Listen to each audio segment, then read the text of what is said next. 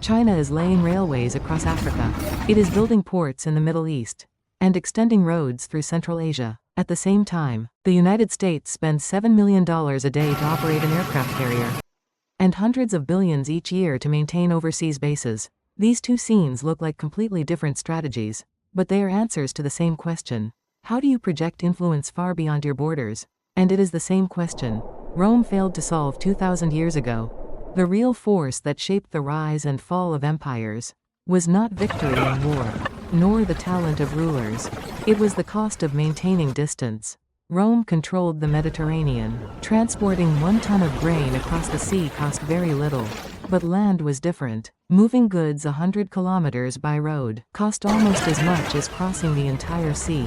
Rome stopped at the Rhine and the Danube, not because the Germanic tribes were too strong, but because going farther would have cost more than the empire could collect in taxes. The problem wasn't conquest. It was maintenance. The Mongols briefly bent this limit. Horses fed on grass, and warriors lived off their horses. Movement itself became supply. That is why the entire Eurasian continent became their theater of operations. But once they governed cities, the same burdens returned. Food, roads, administration. Nomadic freedom stopped at the cost of settlement. The Ottoman Empire left the clearest numbers. In the 16th century, they reached the gates of Vienna. Their military strength was not the issue, but from Istanbul, it was 2,000 kilometers. Moving 1 cannon required 60 oxen, and feed for all of them. Their logistics officers reached a conclusion.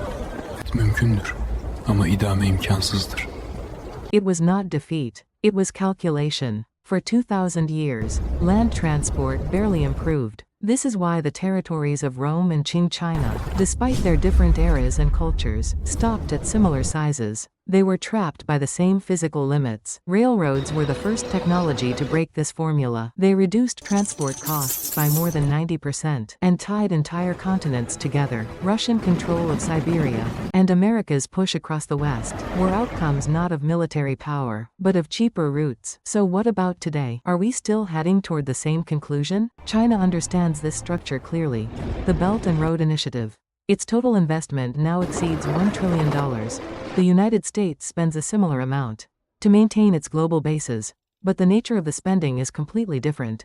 Some money creates assets, some money creates costs. China's infrastructure strategy has a simple purpose: to reduce transport burdens. When those burdens fall, the radius of influence expands. Railways, ports, and highways build power more quietly than armies, but last far longer, exactly the way Rome once relied on its roads. The United States, meanwhile, cannot escape the cost of distance. Bases in the Middle East, carriers across the Pacific, defense networks in Europe, all symbols of power, but also yearly accumulating expenses. Yet this should not be seen as a simple contest of winners and losers. China's strategy is impressive, but it carries debt risks, regional tensions, and economic doubts. China itself faces major pressures: a shrinking population and slowing growth.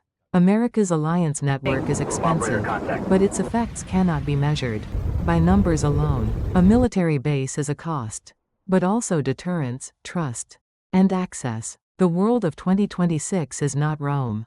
Power is no longer shaped by distance alone. Finance, technology, data, and shared rules move together. Even so, one question remains: how wide can you reach? And how long can you hold it?